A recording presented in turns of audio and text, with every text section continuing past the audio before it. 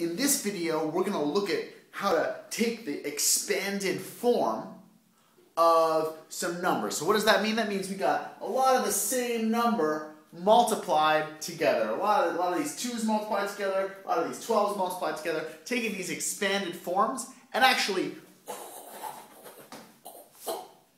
rearranging them so that they become exponent expressions. So we're going to take these guys and we're just going to throw them over here, but we're going to make them much shorter, much easier to read.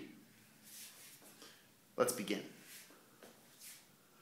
Over here we got 4 times 4 times 4 plus 3 times 3. Well, how can we write this in a way that's a little bit more simple?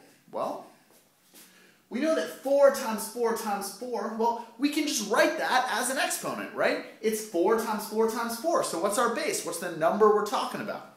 Well, we're talking about 4. We're talking about 4. So our base has got to be 4. So let's just group these guys. Let's group these guys and let's say, okay, I'm gonna put you over here. Well, 4 times 4 times 4, our base has got to be 4. And we're doing it 1, 2, 3 times. So our power's got to be 3. Multiplied by itself 3 times. 1, 2, 3. Power's got to be 3. Well, what does that mean about this part where we have our 3's? We can do the same thing. 3 times 3, let's just group it. And let's throw it right here. We've got 3 times 3. Well, that's got to be 3, that's the number we're talking about, that's our base. And then it's times itself 2 times, 1, 2. So our power's got to be 2. Now, what goes in the middle? Well, it's this one right here that combines the 4's and the 3's. What is it? It is a plus. So we're going to fly our plus in. Plus.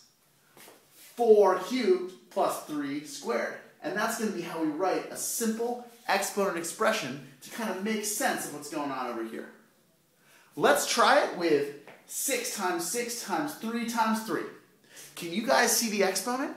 Because I can.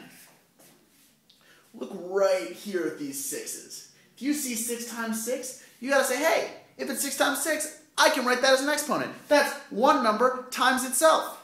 Boom. I'm going to take 6 times 6, and I'm just going to float it over, just like I did with 4 over here. I'm going to say, well, 6 times 6, my base is 6.